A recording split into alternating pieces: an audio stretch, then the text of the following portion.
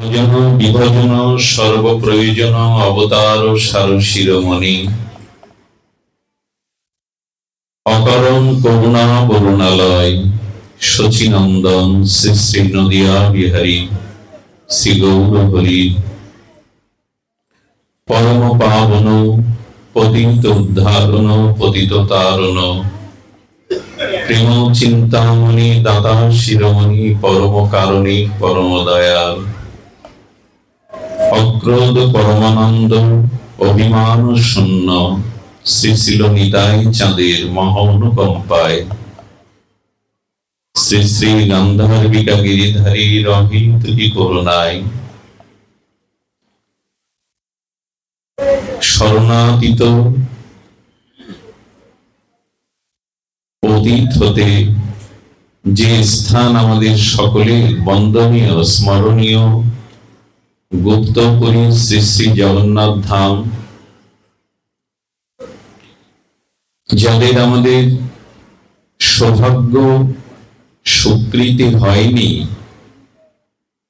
শ্রী শ্রী লীলাচলে শ্রী শ্রী জগন্নাথ দর্শনে বা ধাম যাত্রায়,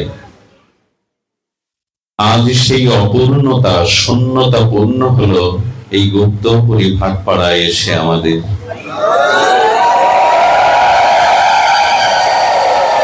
কারণ অভিন্নতা আছে এই ধামের, শ্রী শ্রী লীলাচলের ধামের অভিন্নতা এখানে প্রকাশ পেয়েছেন। তো গুপ্তপুরী শ্রী শ্রী জগন্নাথ ধাম ভাটপাড়া স্থিত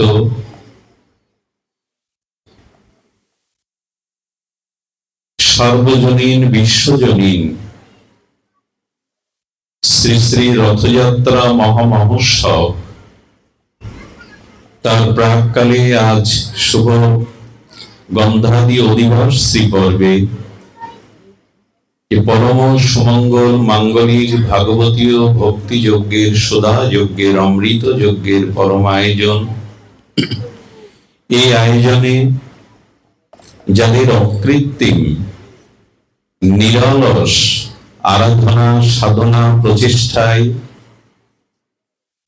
সংবৎসর মহাসমারোহে শ্রী শ্রী জগন্নাথ দেবের রথযাত্রা মহামহোৎসব উদযাপিত হয়, স্মরণ করছি এই গুপ্তপুরী ভাটপাড়ার পূর্বপুরুষগণের, যাদেরই রেখে যাওয়া সাধনা তপস্যা অনুরাগের দ্বারা তাদেরই সুযোগ্য উত্তর পুরুষগণের মধ্যে প্রভুপাদ শ্রী বলরাম গোস্বামী, প্রভুপাদ রবীন্দ্রনাথ গোস্বামী তৎসহ গোস্বামী পরিবারের সকল উত্তরসূরিগণের ঐকান্তিক শুভ মানসে তাদের শুভ মাঙ্গলিক সুপ্রচেষ্টায় এই শুভ রথযাত্রা মহামহোৎসবের এই গন্ধাদি অধিবাস পর্বে অস্মাদীয় পরমারাধ্য জীবন ধন জীবন সর্বস্ব প্রাতঃস্মরণীয় পরম বন্দনীয়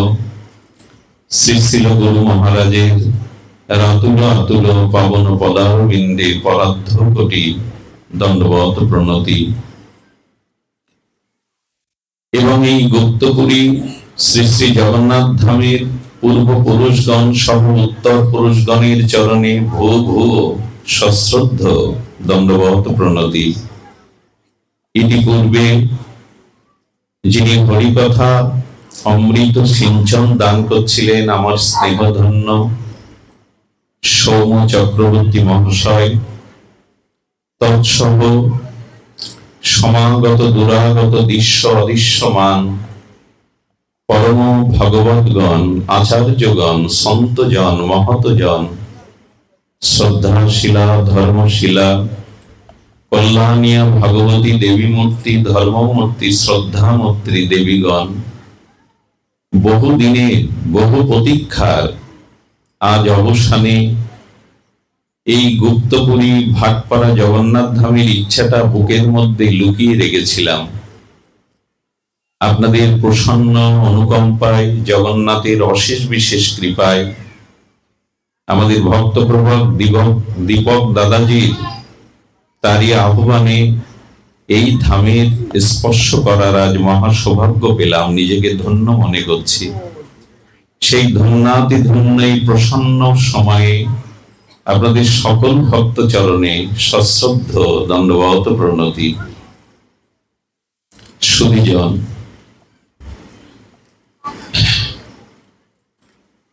ভগবৎ স্বরূপে সবই অভিন্ন। যিনি রাধারমণ, যিনি ছিল মুরারীমোহন, যিনি রাধা কালাচাঁদ, তিনি শ্রী শ্রী জগন্নাথ। স্বরূপে ভেদ নাই, কিন্তু শ্রী ছিল জগন্নাথ। জগন্নাথ দেবের বিশেষ এই কলিতে যে মহামহিমা, তা ব্যাসপীঠে বসে বলা যায় যত ভগবৎ স্বরূপ আছে, সেই ভগবৎ স্বরূপে সর্বত ভক্তবৎসল অশেষ করুণা বারিধি একমাত্র জগন্নাথই। ভগবৎ সব স্বরূপই অভিন্ন, কিন্তু এই কলিযুগে বিশেষ করে শ্রী শ্রী জগন্নাথের যে করুণা কৃপা, তো সবকিছু ছাপিয়ে গেছে। লক্ষ্য করবেন, বাড়িতে শিশুকালে আমাদের কোনো প্রয়োজন হলে আমরা একটি মানুষকে জানাতাম, সে হলো গর্ভধারিণী মা। পিতার কাছে চেয়ে সবসময় সব পাওয়া যায় না, পরিজনের কাছে সবসময় সবকিছু পাওয়া যায় না, কিন্তু মা যখন প্রসন্না হয়ে থাকতেন, মায়ের কাছে কোনো জিনিস চাইলে মা সেটি প্রসন্ন হয়ে সন্তানকে দিয়ে দেয়। তো সমস্ত অভিন্ন ভগবৎ স্বরূপের মধ্যে জগৎ ত্রাতা, জগন্নাথ, ভক্ত বৎসল, ভক্ত বিগলিত কারুণ্য শ্রীমূর্তি জগন্নাথ যেন মায়ের মতো, চাইলেই তিনি ভক্তের মনোবাঞ্ছা সর্বতোই তিনি সকলের মনোবাঞ্ছা পূর্ণ করেন। সুধীজন, নিজে সুখী না হলে দুঃখী ব্যক্তিকে কি সুখী করা যায়? আমি যদি দুঃখে বিষাদগ্রস্ত হয়ে থাকি, আমি দুঃখী মানুষকে সুখী করতে পারবো কি? আগে আমাকে সুখী হতে হবে, তবে দুঃখী ব্যক্তিকে আমি সুখ দিতে পারবো। এটাই হলো সিদ্ধান্ত। আমি যদি শান্ত না হই, কোন অশান্ত ব্যক্তিকে কি আমি শান্ত করতে পারবো? আমি নিজে শান্ত নই, কোন অশান্ত ব্যক্তিকে আমি শান্ত করতে পারবো না। এটাই সিদ্ধান্ত। এই বিশেষ কলিযুগে ছিল শ্রী জগন্নাথ দেব এত কারুণ্য, এত কৃপা যে সব ভগবৎ স্বরূপকে উনি ছাপিয়ে গেছেন। আপনারা বলবেন, তোমরা যখন ব্যাসপীঠে বসো তখন রাধারানীর কথা বলতে গিয়ে বলো করুণায় রাধারানীর ন্যায় কেউ নাই, গোবিন্দের কথা বলতে গিয়ে বলো গোবিন্দের ন্যায় করুণা ঘনমূর্তি নাই, ছিল গৌরচন্দ্র, তাকে বলতে গিয়ে বলো তার মতো করুণা কেউ নাই। না, আজ হৃদয় থেকে বলছি, এই বিশেষ কলিযুগে জগন্নাথের থেকে করুণা অন্য কারো নাই, জগন্নাথের থেকে করুণা অন্য কারো নাই। কারণ কি, তার ব্যাখ্যা আমাদের জানতে হবে। তো ধ্যান দিয়ে শুনুন, এই ধামে কোন ভাগবতগণ তার নিজ কোন সাধনায় কথা বলতে পারেন না, জগন্নাথ যা বলাবেন সেইটুকুই। জগন্নাথ দেব তার মহিমা প্রসঙ্গে আচার্যগণ এভাবে আস্বাদন দিয়েছেন, ঋষিগণ যখন নির্গুণ নিরাকার নির্লীন আর অনন্ত ব্রহ্মের উপাসনায় রত, লক্ষ্য করুন, ধ্যানের দ্বারা শরণাতীত সুদূর অতীতে নির্গুণ নিরাকার নির্লীন, অর্থাৎ যার রূপ নেই, যার গুণ নেই, যার লীলা নেই, সেই নিরাকার পরম ব্রহ্মের ধ্যানে যখন মগ্ন, চোখ মুদ্রিত করে যুগ যুগান্তর ধ্যান করলে জগৎটা কালো দেখায়, আর সব রং যেমন কালো গ্রাস করে নেয়, ধ্যানের দ্বারা সেই কালোর মধ্যে হঠাৎ একটি জ্যোতি দেখা দিল, জ্যোতিপুঞ্জ। সেই জ্যোতিতে প্রথমে দেখা দিল অধর। অধর মানে ওষ্ঠ। এই অধর থেকে অমৃত খরিত হয়ে বলল, ঋষিগণ, মণিগণ, তোমরা যে নিরাকারের উপাসনা করছো, এই নিরাকারের উপাসনা হলো তোমাদের সুখের জন্য, আমার সুখের জন্য তো কোনো ব্যবস্থা নাই। কথাটা বোঝা গেল না? যার রূপ নাই, যার লীলা নাই, যার গুণ নাই, নিরাকারের উপাসনাটা যারা করে তাদের চিত্তে সসুখ আসে। সেই ধ্যানের দ্বারা, উপাসনার দ্বারা তারা সুখী হয়। কিন্তু জগন্নাথ বললেন, আমার সুখের ব্যবস্থা তো তোমাদের কাছে নাই। যারা নিরাকারে, দেখুন উত্তম উপাসনা কোনটি? খুব ধ্যান দিয়ে শুনুন, যারা ভগবত প্রগতি ভক্তির পথে এসেছেন, উত্তম উপাসনা কোনটি, ভজন কোনটি? সর্বোত্তম ভজন হলো আমার মঙ্গল চাই না, আমার কল্যাণ চাই না, তুমি সুখী হও। এখানে নিজের মুক্তি, নিজের কল্যাণের কোনো ব্যবস্থা নেই। এটা হলো সর্বোত্তম উপাসনা। আর মধ্যম উপাসনা হলো আমার যাতে মুক্তি হয়, জন্ম মৃত্যু চক্র থেকে নিষ্কৃতি পায়, আমার যাতে কল্যাণ হয়, এটা মধ্যম উপাসনা। এই জন্য গোপীদের উপাসনা শ্রেষ্ঠ, এই জন্য ওখানে নিজেদের সুখের কোনো ব্যবস্থা, চাওয়া পাওয়া, তুমি সুখী হও, আমরা নরকগামী হই।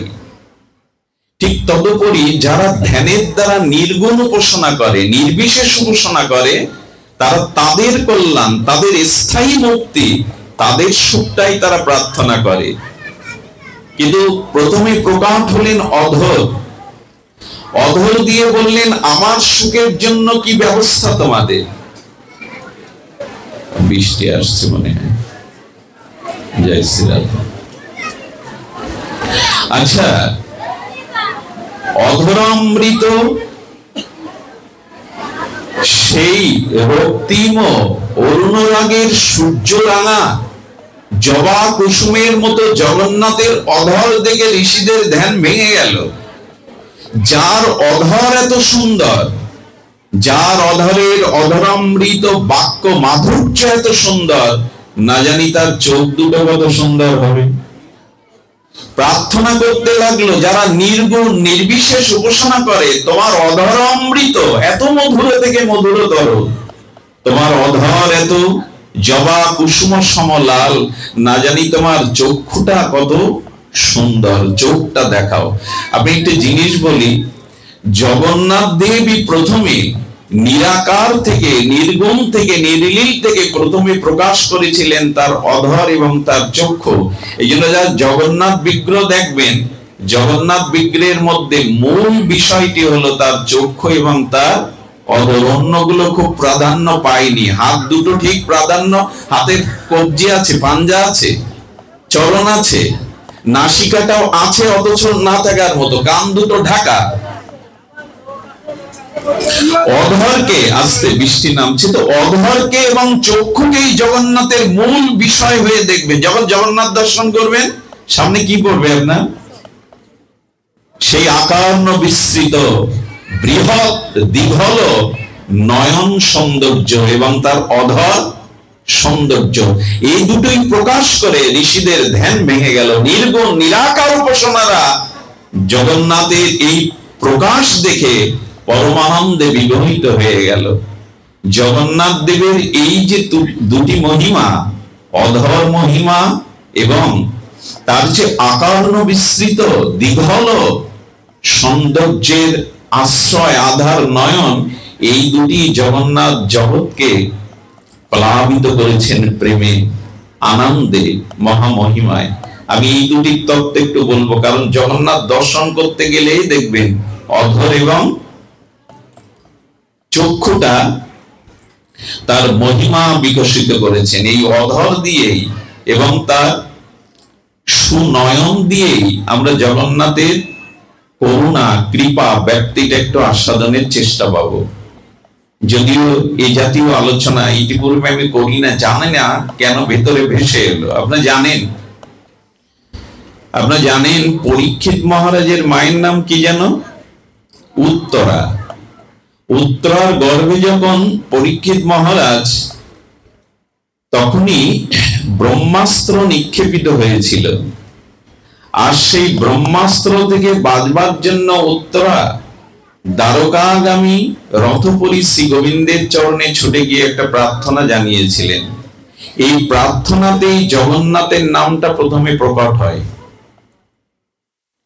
ভাগবতে এই শ্লোকের মাধ্যমে প্রথমে জগন্নাথের নাম প্রকাশ করেন। জগন্নাথ অনাদিরত আদি, কিন্তু এখানেই জগন্নাথ নামটা প্রকাশ হয়। পাহি পাহি মহাযোগীন দেবদেব জগত পদে। জগন্নাথ, নাথ শব্দের অর্থ কি? স্বামী। নাথ শব্দের অর্থ হলো রক্ষক, যিনি অনন্ত কোটি জীবকে রক্ষা করেন, যিনি অনন্ত কোটি জীবের স্বামী অর্থাৎ রক্ষক, প্রতিপালক, ইনি হলেন জগন্নাথ। ভগবানের বহু অনন্ত নামের মধ্যে, সব নামের অভিন্ন মহিমার মধ্যে এই নামটা বড় আশাপ্রদ। জগন্নাথের সামনে একজন ব্যক্তি গেলে জগন্নাথ বড় কষ্ট পেয়ে মুখ ফিরিয়ে নেয়। কে সেই ব্যক্তি? একজনকে দেখলে জগন্নাথ মুখ ফিরিয়ে নেয়, তার দিকে তাকায় না। যিনি জগতের নাথ, কৃপালু, সে কে জানেন? যিনি গিয়ে জগন্নাথের সামনে গিয়ে বলেন আমি অনাথ। বোঝা যায় কথাটি? কেউ যদি গিয়ে বলে আমি অনাথ, আমার কেউ নেই, জগন্নাথ কষ্ট পেয়ে মুখ ফিরিয়ে নেন। আমি তো জগন্নাথ রূপে তোমার সামনে, তুমি কেন নিজেকে অনাথ বলছো? অনাথ কাকে বলে? যার পিতা নেই, মাতা নেই, কোন সৌভাগ্য জগতে নেই, সেই নিজের পরিচয় দেয় আমি অনাথ। জগন্নাথের সামনে গিয়ে অনাথ যেন কেউ মনে না করে, এই জন্য নাম ধরেছেন জগন্নাথ। কেউ অনাথ নয়, এই জন্য জগন্নাথের কাছে ছিল, জগন্নাথের কাছে কেহ পর নয়। কারণ তিনি নিজে নাথ স্বরূপে জগৎকে দেখাচ্ছেন তোমরা কেউ অনাথ, তোমাদের কেউ না থাকলে আমি জগন্নাথ আছি, আমি রক্ষক তোমাদের। এই জন্য পাহি পাহি মহাযোগিন। উত্তরা কি বলছেন? জয় শ্রীরাম। রথযাত্রায় বৃষ্টি হবে না তা হয়? এটাও তার কৃপা হোক, আমরা এর মধ্যে এগিয়ে যাই। পাহি পাহি মহাযোগিন। উত্তরার এই ভাগবত মন্ত্রে তিনি বলছেন জগন্নাথকে যোগী নয়, মহা শব্দের দিকে ধ্যান দিন। জগন্নাথ কি যোগী নয়, মহাযোগী। মহাযোগী মানে যোগী কারা? যারা অর্ধনির্মিলিত বা চক্ষু মুদ্রিত করে শত সহস্র মাস বা বৎসরাধিক ধ্যানে মগ্ন, তাদেরকে আমরা সহজ কথায় যোগী বলি। চক্ষু মুদ্রিত করে যারা পরমাত্মার ধ্যানে, আত্মার ধ্যানে নিমগ্ন যুগ যুগান্তর, তাদেরকে আমরা কি বলি? যোগী। কিন্তু জগন্নাথকে কি বলছেন? পাহি পাহি মহা যোগী। জগন্নাথ কি বলেছেন এখানে? উত্তরা মহা। বলে মহাযোগী আবার কে? যোগী তো বুঝলাম, বললো যোগীরা চোখ বন্ধ করে ধ্যান করে, আর মহাযোগী সেই যিনি চোখ কখনো মুদ্রিত করে বন্দনা করে জগৎ জীবের কল্যাণ দেখতে থাকেন, তিনি হলেন মহাযোগী। জগন্নাথের মহিমা হলো উনার চোখ খুব বড়। চোখটাই চোখে পড়ে কিনা আমাদের? আচ্ছা, এত বড় চোখ কেন তোমার জগন্নাথ? এবং জগন্নাথের চোখকে মহাযোগীন কেন? যোগীরা চোখ মুদ্রিত করে পরমাত্মার ধ্যান করে, আর জগন্নাথ কখনো চোখ মুদ্রিত বা চোখের পলক পড়ে না। অনিমেষ নয়ন। কি নয়ন? শব্দগুলো কানে গেলেই আমাদের কল্যাণ হবে। শুনুন, পুরীতে শ্রী জগন্নাথ রথযাত্রায় যেতে পারেনি, এটা আমাদের হয়তো দুর্ভাগ্য, কিন্তু সৌভাগ্য যারা জগন্নাথের মহিমা বসে শুনছেন এই গুপ্তপুরীতে, তাদের মহা সৌভাগ্য। যেতে না পারলেও মহা সৌভাগ্য। তো মহাযোগীনটা কি? মালার ভারে তো যাও দ্রুত। মহাযোগীনটা কি? আপনারা লক্ষ্য করেছেন ছিল জগন্নাথ দেবের এই কারণ্য ঘন বিগলিত মাধুর্যমূর্তির চোখের পলক পড়ে না। আচ্ছা, পৃথিবীতে এমন কোন ব্যক্তি আছে যার চোখের পলক পড়ে না? আপনি কতক্ষণ চোখ উন্মিলন করে থাকতে পারবেন? পারবেন কি? কখন যে চোখের পলক, এটা আমাদের স্বভাব, চোখের পলক পড়বে। কিন্তু জগন্নাথ অনিমেষ নয়নে নিষ্পলকে জগতে তাকিয়ে আছেন, তার চোখের পলক পড়ে না। কেন জানেন? সমগ্র জগৎ জীবকে তিনি দেখছেন, যেন এক মুহূর্তে জগৎ জীবের কল্যাণ হতে, জগৎ জীবের মুখ হতে তার দৃষ্টি না ফেরে। বলুন, এরকম করুণা কোন ভগবৎ স্বরূপে আছে? দেখা না হয়। চোখের পলক সব ভগবৎ স্বরূপে পড়ে। জগন্নাথের চক্ষু এবং অধরের মহিমা কেন? তার চক্ষু অনিমেষ নয়নে আছে, তাকিয়ে দেখুন। বড় করেছেন কেন? কারণ সকলকেই যেন তিনি আতুর, অনাথ, পাপী, পতিত, স্খলিত, সৌভাগ্য বঞ্চিত, পৃথিবীতে এমন কোন জীব নাই যেদিকে দৃষ্টি জগন্নাথের পড়ে নাই। চোখ বড় কারণ থাকবে তো। ছোটবেলায় মনে হতো জগন্নাথ কি এত চোখ বড় কেন? আমার দেখলে ভয় করতো ছোটবেলায়।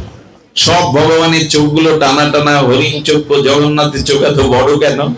পরে যখন জানলাম চোখ বড়র কারণ উনি করুণা করবেন বলে চোখের পলক ফেলছেন। একবার এই কথাটা হৃদয়ে নিয়ে দেখুন তো। আমি তো বলছি, আমার হৃদয় উচ্ছ্বসিত হচ্ছে যে ভগবান করুণার জন্য, আমাদের দিকে দৃষ্টি দেওয়ার জন্য চোখের পলক ফেলেন না, তার করুণা কত গভীর একবার চিন্তা করুন। এই জন্য বলছেন তিনি মহাযোগীন, দেব দেব জগত পদে। জগন্নাথ দেবতা নন। একটা কথা শুনে রাখুন, আজ এখানে আমরা 33 কোটি বলি বা বেদের 33 জন বলি, সমস্ত দেবতা জগন্নাথ মন্দিরে এসে জগন্নাথকে প্রণাম এবং বন্দনা করেন। তিনি দেবতা নন, দেবেরও দেব। পুরীতে গজানন আছেন, লক্ষ্মী দেবী আছেন, এত দেবদেবী কেন? কারণ সমস্ত 33 কোটি দেবদেবী দেবেরও দেব, মহাদেব জগন্নাথকে স্তুতি করেন। সমগ্র দেবস্বরূপ জগন্নাথকে স্তুতি করেন। নাম নাম তদ্ধায়াং পশ্য সত্যং মৃত্যু পরম পরে পরস্পরে। অর্থাৎ উত্তরা বলছেন মৃত্যুকে এড়ানো একমাত্র আপনার পক্ষেই সম্ভব। এই জন্য ছিল জগন্নাথের। আচ্ছা, অধর কেন? অন্য কিছু এত বড় না জগন্নাথের? হাতের পাঞ্জা নাই, চরণ নাই, বক্ষটাও তেমন নয়, সবকিছু ওই চোখ আর অধর। অধর কেন জানেন? জগন্নাথের কানটা খুব দেখা যায় না, কর্ণটা খুব দেখা যায় না। উনি বলছেন কি, আমার অধরটা এমনি করে প্রকাশ হয়েছে কারণ বলবার জন্য এই কলিতে স্বয়ং ভগবান যদি সর্বদা কথা বলেন তা একমাত্র জগন্নাথ। জগন্নাথের ওখানে কোনো ঘটনা ঘটলেই আজও তিনি কথা বলেন। এই কথা বলা ভগবান, এই জন্য অধরটা বড় করে প্রকাশ করছেন। আমি শুধু বলতে চাই, আমি শুধু বলতে চাই। উনি কর্ণটাকে প্রাধান্য দিয়ে অধরটাকে প্রাধান্য দিয়েছেন কেন? বলতে চাই। কি বলতে চান উনি? জগন্নাথ সবাইকে আহ্বান করছেন, বলতে চান, বলতে চান তার করুণার কথা, কৃপার কথা। এসো আমার কাছে, আমার কাছে এসো। তিনি ভক্তের কথা শোনেন, আবার ভক্তের সাথে কথাও বলেন। এই কথা বলা কলির একমাত্র করুণা ঘন মূর্তি হলেন আমার জগন্নাথ। আজও তিনি কথা বলেন। কথা বলা ঠাকুর তো চাই আমরা, তাই না? কথা বলা ঠাকুর চাই কিনা? সাক্ষী গোপাল আনতে গেলে ছোট বিপ্র বলছেন চলো সাক্ষী দিতে হবে। যখনই বললেন ভগবত বিগ্রহ কি পায়ে হেঁটে সাক্ষী দিতে যায়, তখনই সুযোগ পেয়ে গেলেন ছোট বিপ্র, যে কথা বলতে পারে সে হাঁটতেও পারে, কথা না বললে আমি তোমাকে নিয়ে যেতে চাইতাম না। তো কথা বলা ঠাকুর এই বিশেষ কলিযুগে একমাত্র আমার আজও কথা বলেন। রথযাত্রায় কোনো সংকট সমস্যা হলেই উনি কথা বলেন। গজপতিকে বলেন, গজপতি মানে পুরীর যে রাজপ্রথা, পুরীর রাজার নাম ওরা বলে গজপতি। পতি, রাজাকে রাজা বলে, রাজা হলে ভগবত সেবা করা যাবে না, এই জন্য গজপতি বলা হয়। এই গজপতির কাছে জগন্নাথ সর্বদা সবকিছু খুলে বলেন। জগন্নাথ বিগ্রহটা হলো মাধুর্যের সারাৎসার। কিসের সারাৎসার? তবে একটা অনুরোধ করি, যদি কখনো পুরীতে যান বা এরকম ধামে আসেন গুপ্তপুরীতে, তবে জগন্নাথ আপনাকে অতীব কৃপা করবে যদি সাথে একজনকে আনতে পারেন। আসলে জগন্নাথের এই মাধুর্য রূপ বা মাধুর্য বিগলিত রসস্বরূপ কেন জানেন? আচ্ছা, কোন কথা ভেবে জগন্নাথের রূপ এত রস বিগলিত হয়ে গেল? শ্রীধাম বৃন্দাবনের কথা ভেবে। জগন্নাথ কেন বিগলিত রস মাধুর্য স্বরূপে বিগলিত হয়ে গেল? সেটা ব্রজের কথা ভেবে। অর্থাৎ ব্রজের চিন্তা করতে করতেই, ব্রজলীলা বলতে বলতেই তো তার বিগলিত স্বরূপ দেখা দিল নাকি?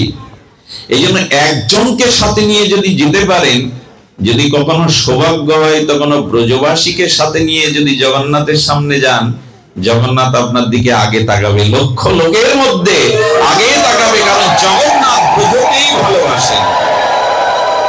এমনকি যদি ব্রজবাসীদের এখানে না পান, তবে ব্রজের সাথে যার সম্পৃক্ত আছে, নিত্য নিরন্তর যিনি ব্রজের ভজন করেন, সেই ভক্তকে নিয়ে জগন্নাথের সামনে গেলেই উনি আগে আপনার দিকে তাকাবেন। কথাটা আমি আপনাদের হৃদয়ে দিতে পারলাম না। ব্রজের মাধুর্যের কারণে জগন্নাথ এই বিগলিত। রোহিণী মার মুখে ব্রজলীলা শুনেই তো শ্রীকৃষ্ণ এভাবে বিগলিত হয়ে গেছিলেন, তারই রূপটাই তো জগন্নাথ। এই জন্য ব্রজকে ভালোবাসেন জগন্নাথ। ব্রজ প্রেমিক যদি, ব্রজবাসী যদি কেউ আপনার সাথে যায়, আমি বলতে পারি সেই মুহূর্তেই জগন্নাথ আপনার দিকে দৃষ্টি দিয়ে কৃপা করে দেবে। এই জন্য আমাদের উড়িয়া আর গৌড়ীয় মিলনটা কেন হয়? হয় কিনা? উড়িয়া এবং গৌড়ীয় মিলনটা কেন হয়? উড়িয়াবাসীর সৌভাগ্য গৌড়িয়া গিয়ে মিলিত হয় বলে। কারণ গৌড়িয়ারা ব্রজ রসভাব অপ্রাকৃত বৃন্দাবনের রম্য কাচিত উপাসনা ব্রজবধূ বর্গে নজা কল্পিতা।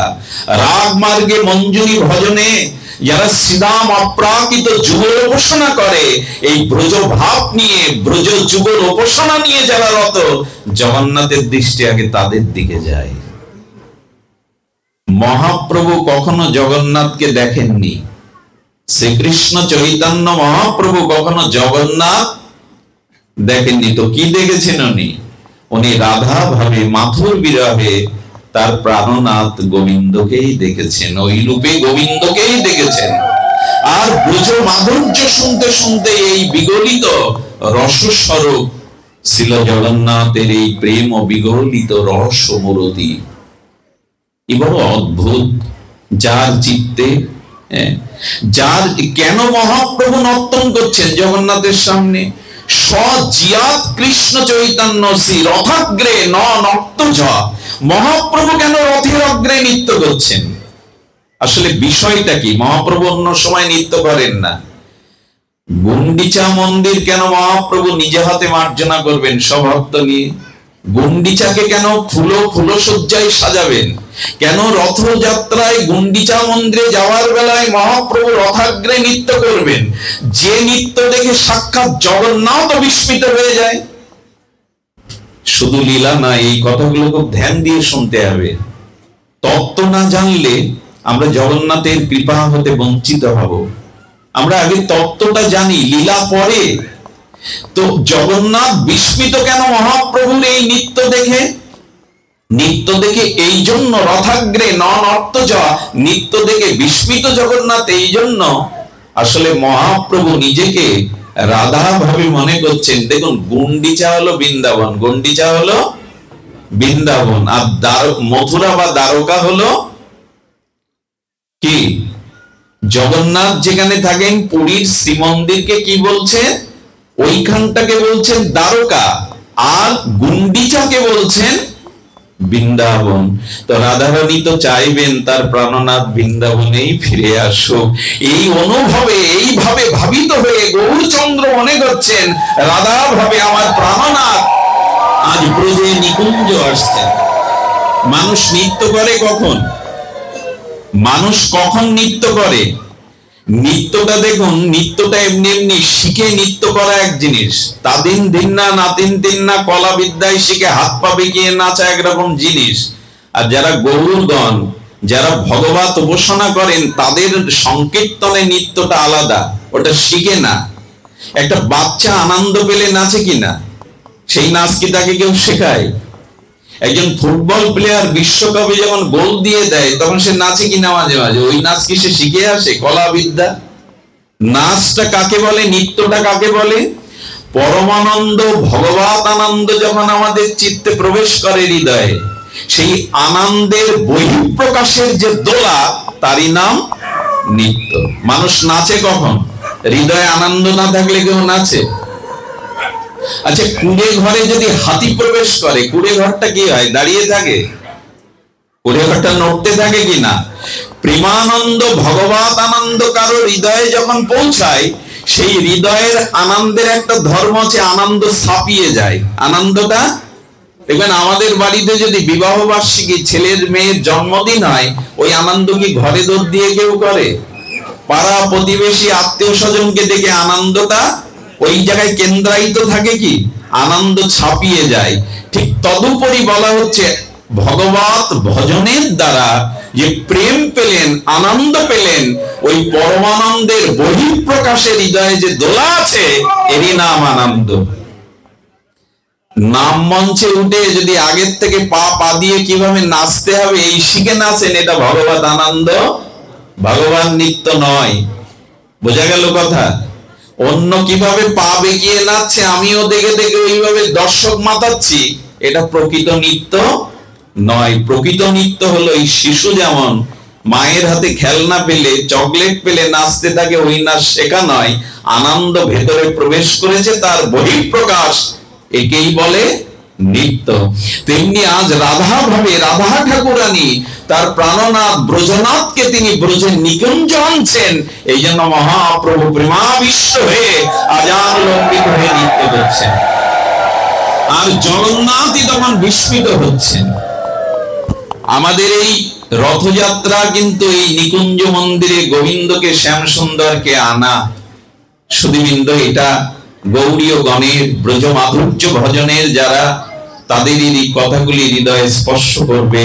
কারণ মহাপ্রভু তিনি নিকুঞ্জ মন্দিরে গুন্ডিচাকে বৃন্দাবন ভেবে নৃত্য করে এগিয়ে আনছেন। সুধীবৃন্দ, আজকে আমি সময় নেব না, এখানে বড় বিদ্বজ্জন আছেন, মহাত্মাগণ আছেন, তাদের সামনে ধৃষ্টতা নয় উচিত বেশিক্ষণ কথা বলা। তবু জগন্নাথের তো অনন্ত মহিমা, অনন্ত লীলা, কিন্তু আমি সাংকেতিক কিছু সূত্র বলছি। এই জগন্নাথ মন্দির প্রতিষ্ঠা, জগন্নাথ বিগ্রহ প্রতিষ্ঠা করেছিলেন রাজা ইন্দ্রদম্ন। তার কথা একবার আসা উচিত রথযাত্রায়। যিনি শ্রীপুরীর মন্দির নির্মাণ করলেন, জগন্নাথের প্রতিষ্ঠা করলেন, তার কথাটি আসা উচিত।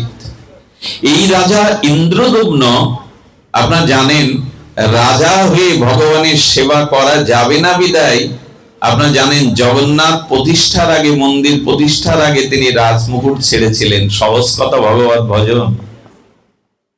লক্ষ্য করুন, যদি অভিমান থাকে তবে আপনি ভগবত সেবার অধিকারী আমি অমুক, যদি এই অভিমান কখনো থাকে আপনার, আপনি ভগবত, এই জন্য তো দাস বলা হয়।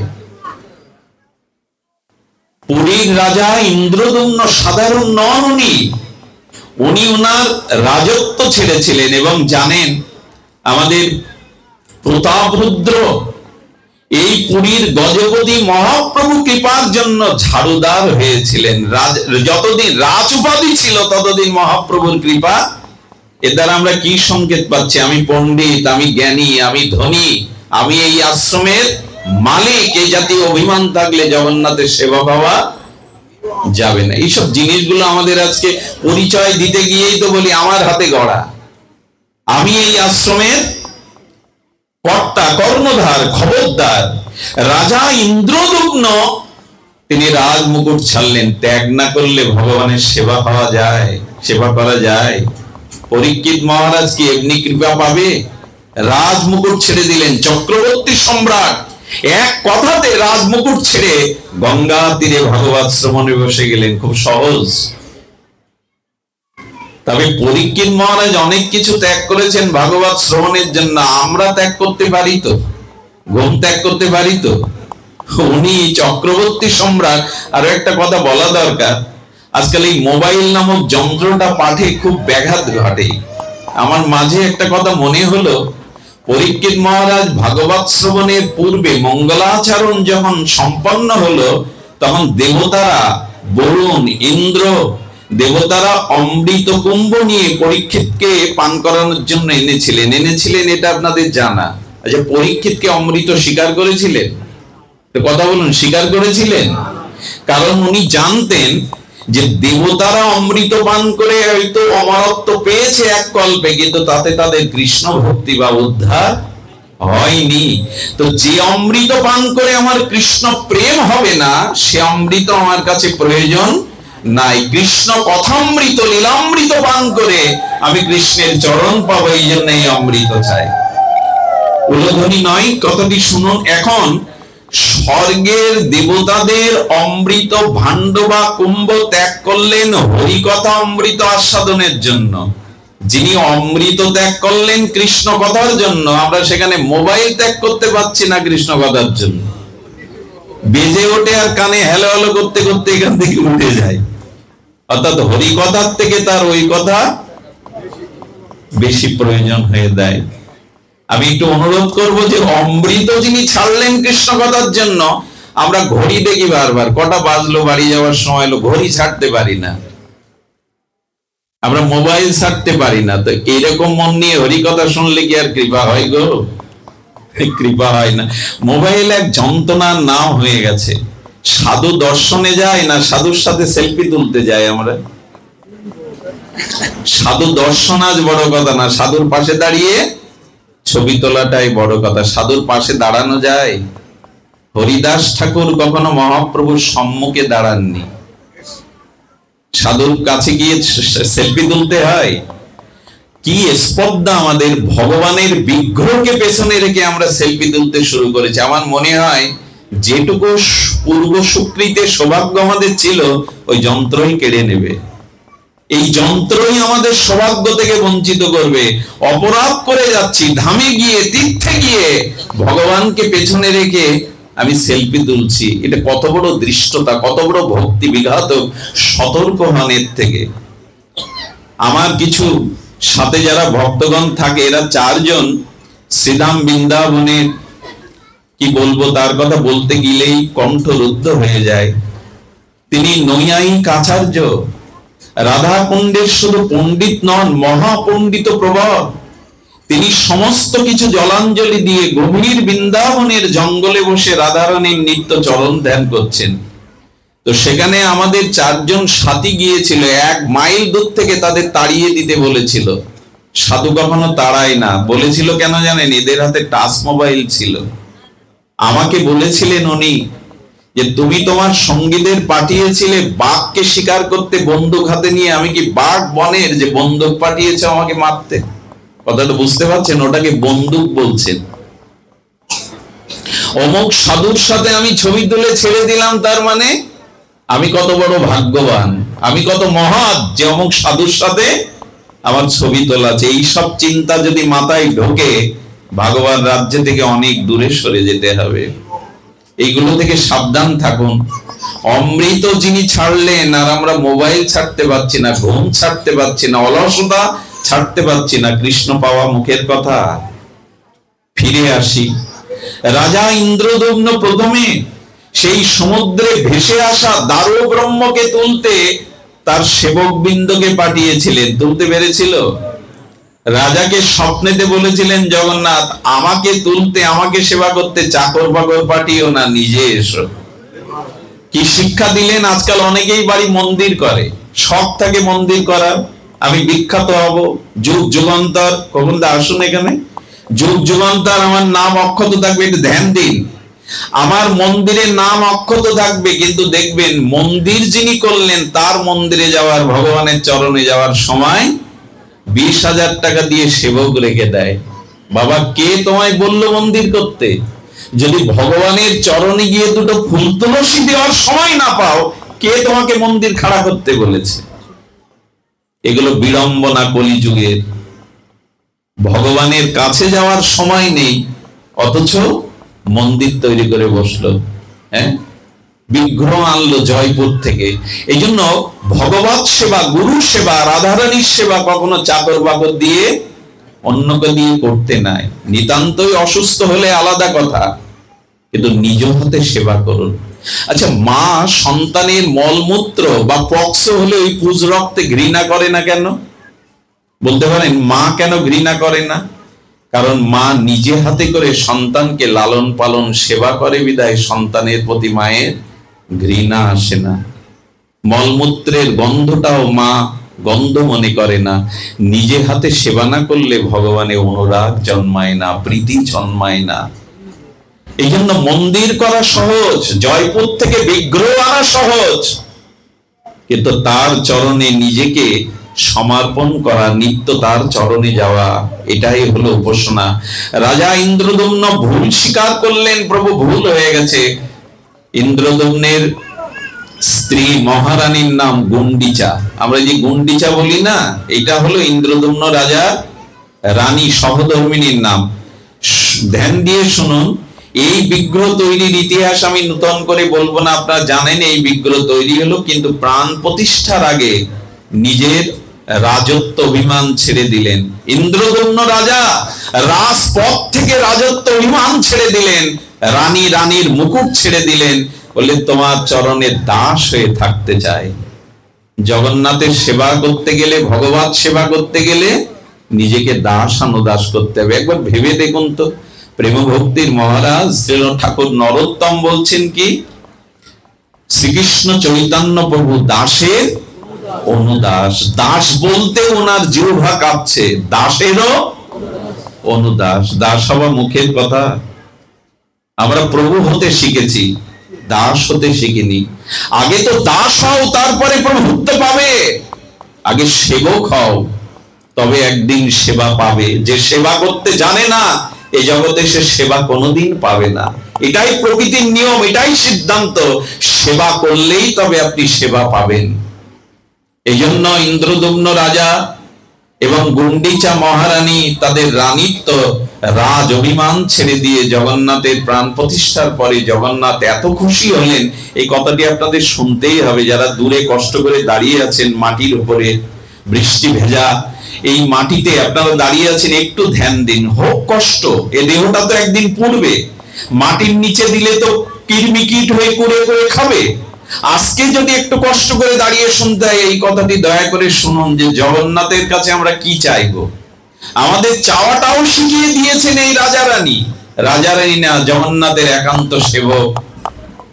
ইন্দ্রদম্নকে প্রসন্ন হয়েছিল, জগন্নাথ বলছেন বর চাও, আমি তোমার প্রতি প্রসন্ন। তুমি রাজ্য অভিমান ছেড়েছো, তুমি রাজ পদমর্যাদা ত্যাগ করেছো, আমার কাছে বর চাও।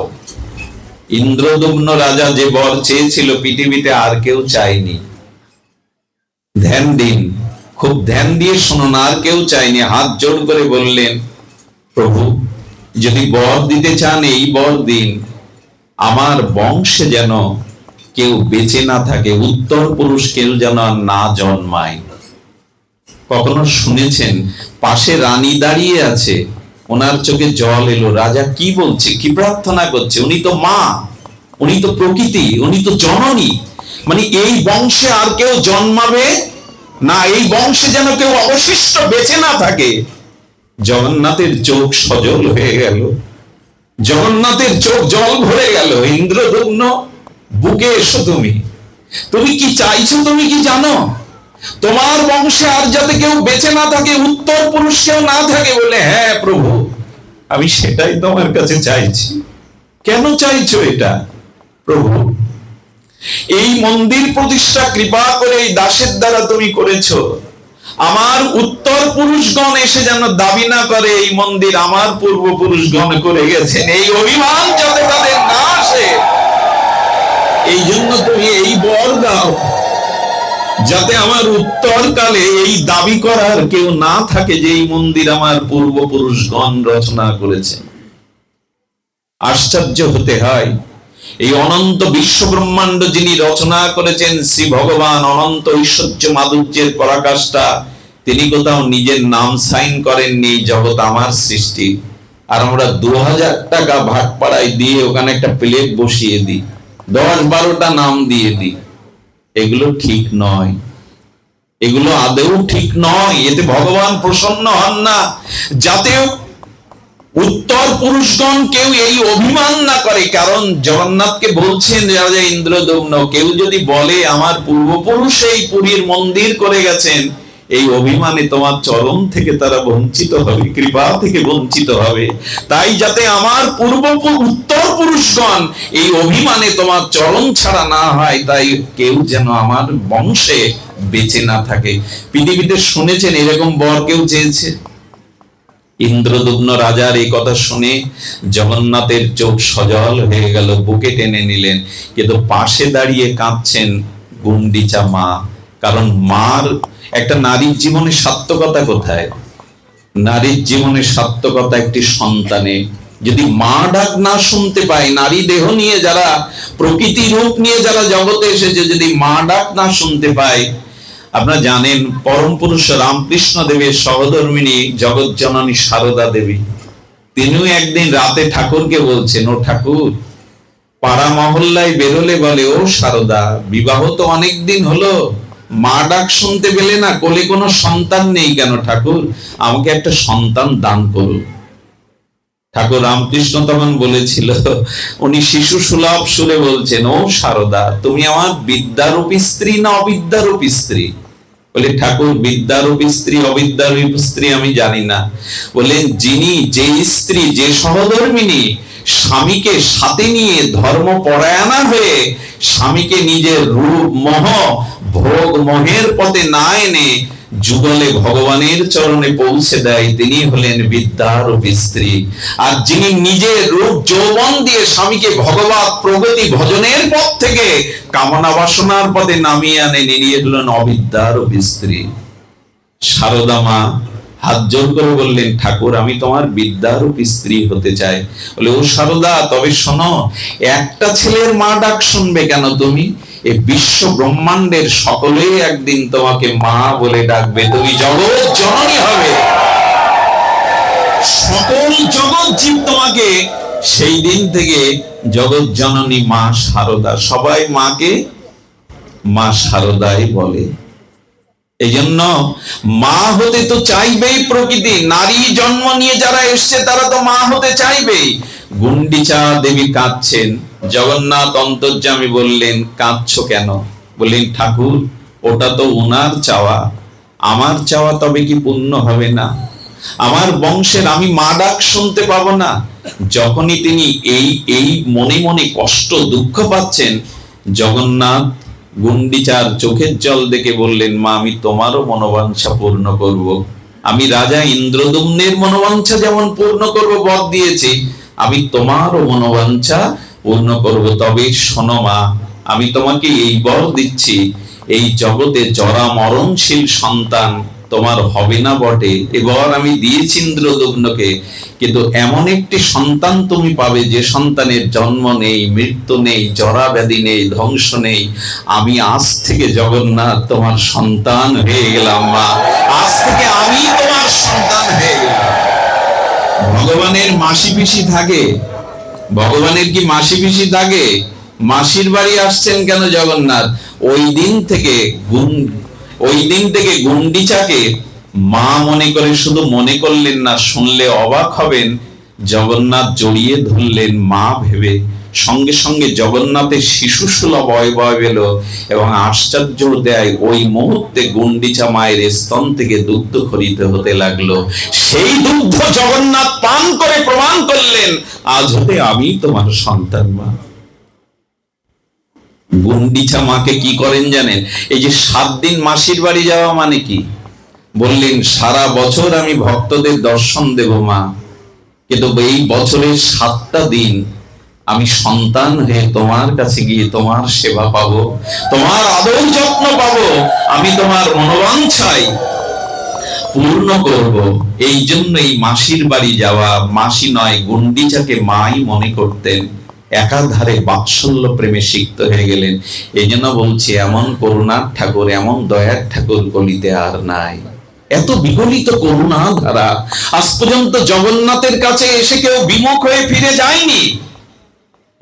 আচ্ছা, জগন্নাথের কানে একটা কাপড় দেওয়া থাকে, দেখবেন কথাটি খুব মধুর কথা। আমি আর সারাদিন এই কথাটার থেকে মাথা সরাতে পারিনি, কেন জানেন?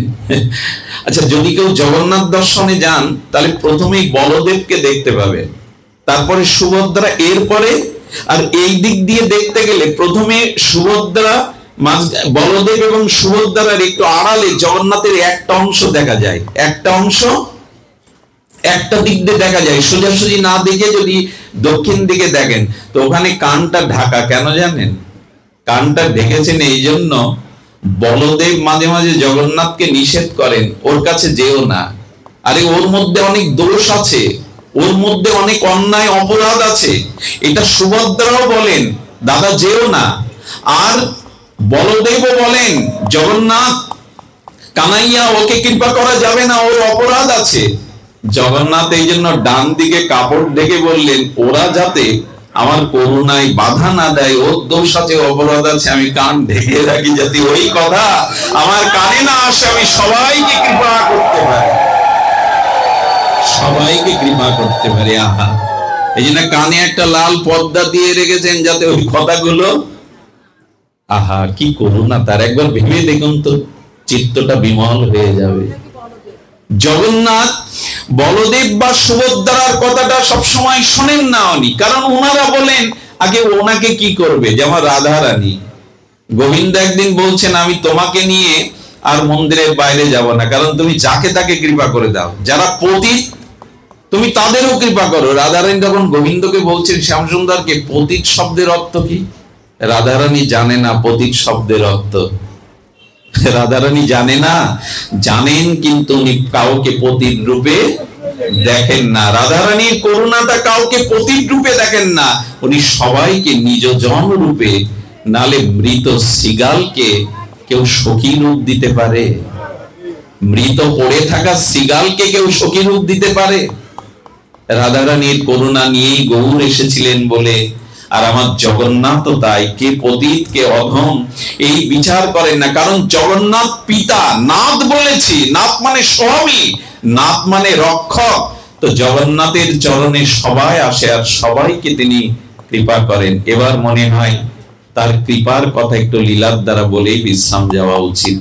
অনেক কষ্ট পাচ্ছেন আপনারা, অনেক জাগার স্বল্পতা আর গরমের তাপ দেওয়া। আমি তো ফ্যানের তলে বসে আছি, আমার মাঝে মাঝে মনে হয় পাঠ থেকে নেমে গিয়ে সবার পিছনে যে ব্যক্তিটা দাঁড়িয়ে আছে, অসুস্থ, মাজায় ব্যথা, ওখানে দাঁড়িয়ে আমি একটু অনুভব করি ওইখানে দাঁড়িয়ে শুনতে কেমন লাগে। খুব মনে হয় মাঝে সাঝে ওই আসনে যদি আমি যেতে পারি, আমি অবাক হই যে আপনাদের কৃষ্ণ কথা শোনার কি ব্যাকুলতা। মানুষকে অনেক কিছু দিয়েও এইভাবে দাঁড় করিয়ে রাখা যায় না। হরি কথাকে আপনারা ভালোবাসেন, এর মূল্য অবশ্যই দিয়ে দেবে জগন্নাথ। সুধীজন, এই জন্য মাসির বাড়িতে বাৎসল্য প্রেমের জন্য ওখানে জগন্নাথের জন্য পিঠা, পুলি, পায়েস, কাঁঠাল এইসব একটু দিয়ে যাবেন। যারা ভাটপাড়া গুপ্ত পুরীতে আসেন এইগুলো একটু দিবেন, কারণ ওই সময় বাৎসল্য হয়ে ছেলেবেলে সব তো খেতে চায়, জানেন, সবসময় আমার খাবার দাও, চকলেট দাও, মিষ্টি দাও, অমুক দাও, চাই কিনা বাচ্চারা? আরে ঘরে আছে কিনা এ দেখতে চায় না। মাসির বাড়িতে জগন্নাথের এত পিঠা পুলি কেন, এত কাঁঠাল কেন? কারণ এই সময় বাৎসল্য রসে তিনি সবসময় খেতেই চান। মায়ের কাছে তো সন্তান সবসময় ছুটে এসেই খেতে চায়। এই জন্য যারা মাসির বাড়িতে, গুন্ডিচা মন্দিরে একদিন বাড়ি থেকে কিছু এনে এনে জগন্নাথকে করে দেবেন শুদ্ধভাবে। এই সময় তিনি বাৎসল্য প্রেমে এগুলো পেতে চান। একটু লীলা না বললে নয়, লীলার কথা আজ আর বলবার অবসর নেই, তবে একটা লীলা না বলে পাচ্ছি না, জগন্নাথের মহামহিমা। কথাটি আমার হৃদয়ে খুব বাজে, বাজে মানে লাগে, খুব ব্যথা লাগে। আপনারা জানেন শালভূত বলে, কি নাম বললাম? শালভূত বলে জগন্নাথের একটা ভক্ত ছিল, তার পিতার নাম কালভূত। কালভূত নামটা শুনে বুঝতে পারছেন উনি অহিন্দু। উনি হিন্দু নন, উনি কোন সম্রাটের সেনাপতি ছিলেন। যেতে যেতে এক ব্রাহ্মণ কুমারীকে দেখেন, খুব ধ্যান দিয়ে শুনুন, ব্রাহ্মণ কুমারীকে দেখে উনি কুমারীকে হরণ করে জোর করে বিয়ে করেন। এই কালভূতর আর এই ব্রাহ্মণ কুমারীর গর্ভে বিবাহের পরে যে সন্তান জন্মায় শালভূত নাম। কি নাম? শালভূত। কিন্তু যেহেতু ব্রাহ্মণ তনয়া, ব্রাহ্মণ কন্যা, উনি জগন্নাথকে ভক্তি করতেন, কিন্তু ওই সংসারে পড়ে জোর করে তাকে স্ত্রী রূপে গ্রহণ করায় তিনি জগন্নাথের নাম মুখে বলতে পারতেন না। কিন্তু গর্ভে যখন সন্তান আসে তখন গর্ভস্থ সন্তানকে মনে মনে জয় জগন্নাথ জয় জগন্নাথ এই নাম শোনাতেন। গর্ভে সন্তান আসলে মায়েরা যদি গর্ভে হাত দিয়ে নাম করে না, ওই নামের শক্তিটা, ভাইব্রেশনটা সন্তানের মধ্যে চলে যায়। এই জন্য গর্ভ থাকাকালীন অধিক সময় ভগবানের নাম শ্রবণ কীর্তন করতে হয়, ওটা সন্তানের মধ্যে চলে যায়। প্রহ্লাদের যেমন গেল। আজকাল আর তা কি হয়? আজকাল আর তা কি হয়? অনেক মা আমাদেরকে মোবাইল করে বলেন, বাবা ভগবানের কৃপায় গর্ভে সন্তান এসছে, শুনেছি এই সময় ভগবান দেখতে নেই, নাম করতে নেই, মালা জপ করতে নেই। কি শিখানো হয়েছে আমাদের! ধর্ম চর্চা না করতে করতে, ভাগবত আশ্রয় না করতে করতে, ধর্মীয় অনুশীলন না করতে করতে আজ এগুলি যেই সময় ভগবানের মুখ নাকি অনেকেই এখনো এই জাতীয় মনে করেন। এইগুলো আর বর্তমান কালের দ্বারা অন্ধকার নেমে এসছে। অনেকেই, অনেক প্রচারক, অনেক কীর্তনী এইসব এখন বলতে শুরু করেছেন, একাদশী এদের করতে নেই, তাদের করতে নেই, যেন না করে। কত কি কথা! সাবধান, গোলক ধাঁধায় পড়বেন না। স্ব সম্প্রদায়ের গুরু আশ্রিত হয়ে গুরুর আদেশটাকে আর সব কান বন্ধ করে রাখবেন। এই সব প্রতিকূল কথা এসে কিন্তু ভক্তিকে নাড়িয়ে, আমাদের চিত্ত তো দুর্বল, যেখানে যা শুনি মনে করি তাই। এই জন্য খবরদার, ভজনে নিষ্ঠা থাকতে হবে। যা দৃঢ় করে ধরেছেন তাতে নিষ্ঠা থাকতে হবে। এই জন্য গর্ভে সন্তান থাকাকালীন মায়েদের, আচ্ছা 10টি দশবিধ সংস্কারের মধ্যে 4 মাস গর্ভবতী মায়ের একটা সংস্কার আছে। 90% মায়েরা এই সংস্কারের নাম জানে না। কতটা পিছিয়ে আমাদের ধর্ম! এই সংস্কারটার নাম সীমান্ত নয়ন। কি নয়ন? সীমান্ত নয়ন। 4 মাস গর্ভবতী মায়ের সীমান্ত মানে শীতি ঊর্ধ্বমুখী করা। শীতি ঊর্ধ্বমুখী করা মানে 4 মাস সন্তান যখন গর্ভে, তখন সেই মা হবে তপস্বিনী। আর সাজবে না, মেকআপ করবে না, বিয়ে বাড়ি যাবে না, কোনো ঝগড়াঝাটি আনন্দ টেলিভিশনের পর্দায় কিছু দেখবে না। তখন সীতার মতো বনবাসিনী হয়ে বাল্মীকির আশ্রমে তপস্বিনী হবে। তখন প্রহ্লাদের মা কয়াধুর মতো নারদের আশ্রমে তপস্বিনী হরিকথা নিয়ে থাকবে। অর্থাৎ তার সমস্ত বিনোদন, সাজগোজ আর উৎসব থেকে বিয়ে বাড়ি যেতে নাই। ওই হই হুল্লোড়, তামসিকতা, এইগুলো তপস্যা করতে হবে। ওই কটা মাস তপস্যায় আগামী দিনে তোমার সন্তানের জীবন গড়ে দেবে। আমি ছোটবেলা থেকে কখনো হারমোনিয়াম, সারেগামা কারো কাছে শিখিনি, করতাল আমি কারো ধরে শিখিনি, মৃদঙ্গও শিখিনি। আমি দেখতাম ছোটবেলায় মন্দিরে গিয়ে, এইটুকু বয়সে, খুব ছোটবেলা সেই করতাল নিয়েই বাজাতে পারতাম, হারমোনিতে দিলেই গান তুলতে পারতাম। আমি আমার মাকে একদিন প্রশ্ন করলাম, মা এগুলো হাতে দিলেই হয় কেন? তোর যখন জন্ম হয় তখন তোর বাবা প্রতিদিনই কীর্তন করতেন সবাইকে নিয়ে। তখন বুঝলাম নিজের কথা ব্যাসপীঠে বলতে নেই, এটা আহাম্মকি। তবু নিজের কোনো কথা, চরিত্র যদি অন্যের কল্যাণে আসে, তবে সেটা গোপন করতে নাই। গর্ভস্থ সন্তান হলে মায়েদের ভজন করা উচিত। ওই কটা মাসের তপস্যা ভজনই রামচন্দ্র ভগবান মর্যাদা পুরুষোত্তম 5 মাস গর্ভবতী সীতাকে বনে দিয়ে এলো কেন? এ নিয়ে অনেকেই প্রভুর দিকে আঙুল তোলে। সীতামাকে কেন বনে দিল? রাম জানতেন, আমার আদর্শ উত্তর পুরুষ সন্তান যদি চাই, এই রাজভোগের মধ্যে যদি সীতা থাকে, বহু ঐশ্বর্য বিনোদনের মধ্যে আদর্শ সন্তান পাবো না। তাই বাল্মীকির তপবনে লক্ষণকে দিয়ে বনবাসের ছলে সীতাকে রেখেছিলেন, যাতে তপস্বিনী সীতার গর্ভে সুসন্তান আসে। ভাগবত জানা প্রয়োজন, আমাদের নিখিল শাস্ত্রের বিষয়গুলো জানা প্রয়োজন। এটি ভাগবতেই একমাত্র পাওয়া যায়। যেন ভাগবত বেশি বেশি শুনুন, ভাগবত যথাযথ শুনুন।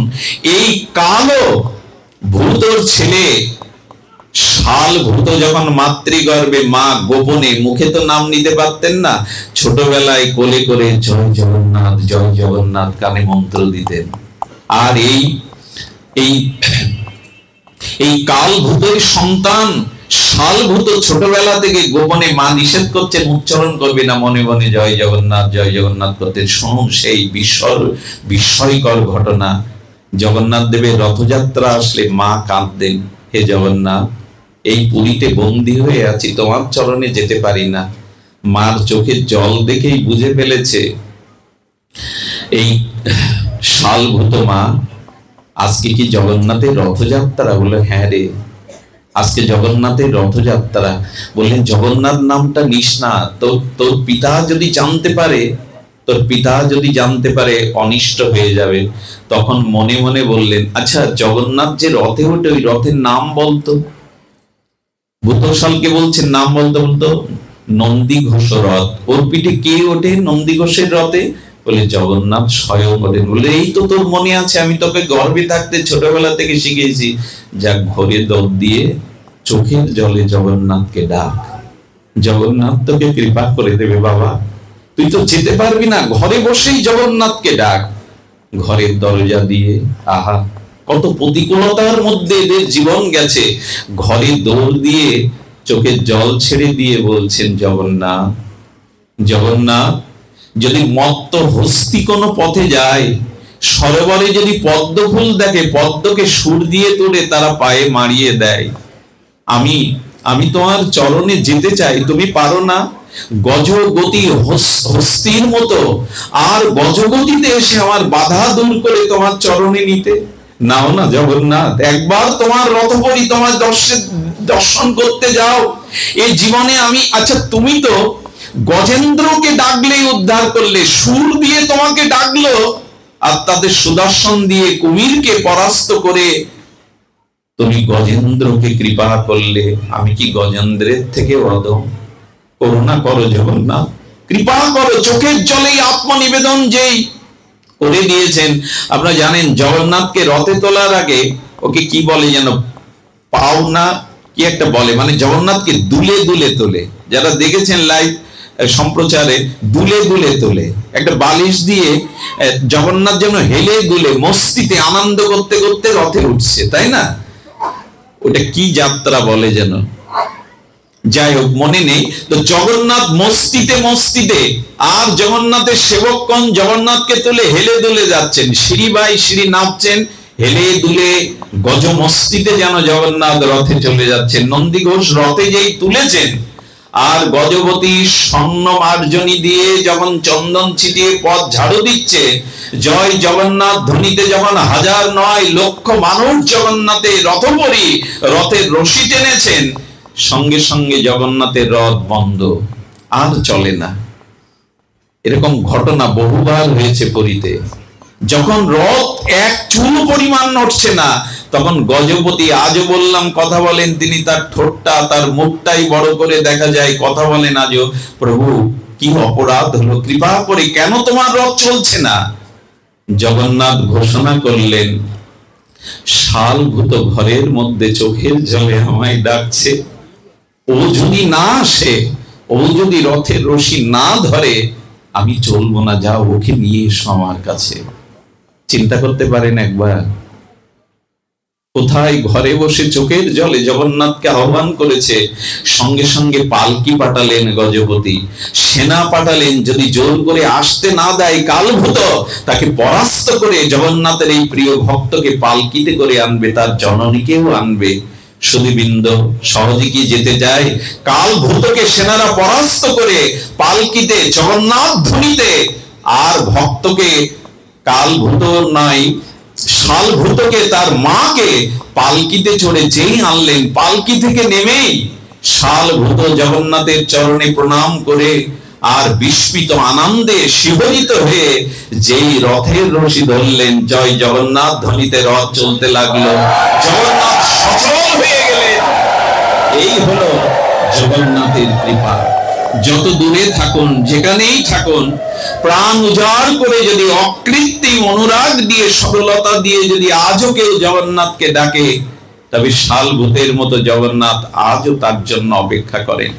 এক বুড়িমা জগন্নাথের রথযাত্রায় যাবে, সারা বছর অপেক্ষা করেছে, পায়ে হেঁটে যাত্রা, 1 মাস লাগবে। বুড়িমা যেতে যেতে কারো কাছে যখন হাত বাড়িয়ে বলে লীলাচল কোন দিকে, ভিখারি মনে করে কেউ টাকা দিতে যায়, বলে আমি ভিখারি নই, আমি জগন্নাথের যাত্রাপথের ভিখারি, বলে দাও পুরী কোন দিকে। বুড়িমা জ্বরে রৌদ্রে ভিজে জড়গ্রস্ত হয়ে পড়ে আছে, জয় জগন্নাথ জয় জগন্নাথ, আমার হলো না, এ জন্মে তোমার রথে তো বামনং দৃষ্ট পুনর্জন্ম না বিদ্যতে, আমার আর জগন্নাথে পড়ি, রথযাত্রায় জগন্নাথের রশি ধরা হলো না। আসলে এই রশির এত মহিমা কেন? কালে তো তাড়াহুড়ো হুড়োহুড়ি পড়ে কেন রশি ধরতে?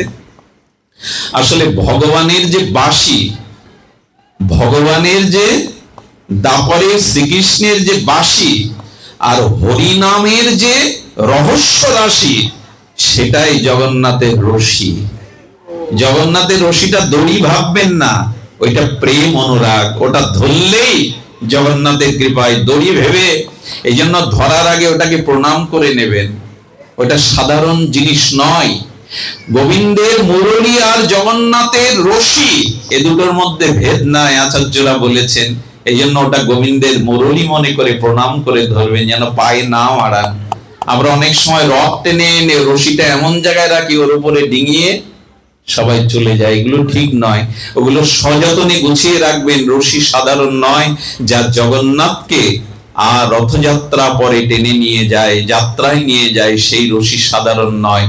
এই জন্য সেই বুড়িমার জড় জড় অবস্থায় জগন্নাথ জগন্নাথ বলছেন, আমার আর যা হলো না, পৌঁছালো না। সেদিন একই ঘটনা, জগন্নাথ রথ উড়ে রথ থমকে গেল, আর চলে না। জগন্নাথ নিজে ঘোষণা করলেন, বুড়িমাকে নিয়ে এসো। সেই বুড়িমা পান্ডাদের দ্বারা স্কন্ধে চলে এসে রথের রশি ধরলে রথ চলল। আমিও বলবো, শুদ্ধ হৃদয়ে, নিষ্কপট হৃদয়ে, সরল প্রাণে জয় জগন্নাথের এবছরের রথযাত্রায় যারা রশি ধরবেন, রথপরি জগন্নাথের মাধুর্য বিগ্রহ দেখবেন, তাদের আর পুনর্জন্ম হবে না, এটি বলা আছে। আর জগন্নাথের কাছে আজকে আমরা একটা প্রার্থনা করেই পাঠ বিশ্রাম করি। হে জগন্নাথ, জগন্নাথ স্বামী নয়ন পথগামী ভব তুমি। হে জগন্নাথ, এই সংসারের যে পথেই আমি যাই, আমার নয়নে যেন শুধু তোমাকেই দেখি, আর কিছু না দেখি। আমার এই নয়নে যেন তোমাকেই দেখি, আর কোন দৃশ্য যেন আমার নয়নে না পড়ে। এই প্রার্থনা জানিয়ে অনেক দিনের লালিত স্বপ্ন আজ পূর্ণ হলো। কারণ প্রভুপাদ রবীন্দ্রনাথ গোস্বামী, প্রভুপাদ বলরাম গোস্বামী আমাদের ছোট দাদা ভাই আছেন। আমি অভাজন, মূর্খ, বিষয়ী, সাধারণ একজন। ওনাদের অনুকম্পা, ওনাদের কৃপা, আমি আশ্চর্য হয়ে যাই। ওনারা যেখানে যজ্ঞের আচার্য হয়ে যান, ওনারা একটা কথা না বলে আমার মতো নর্দমার নরকের বিষয় কীটকেও ব্যাসপীঠে তুলে দেন। আশ্চর্য হয়েছে আজ তাদের।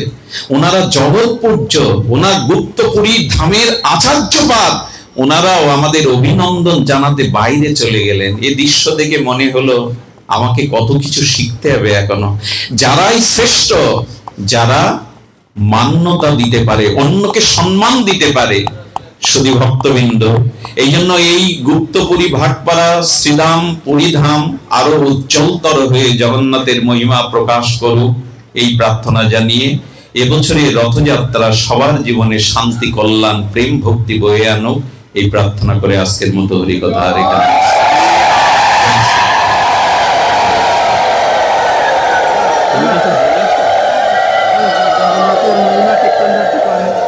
কোনটা না, এখানে তো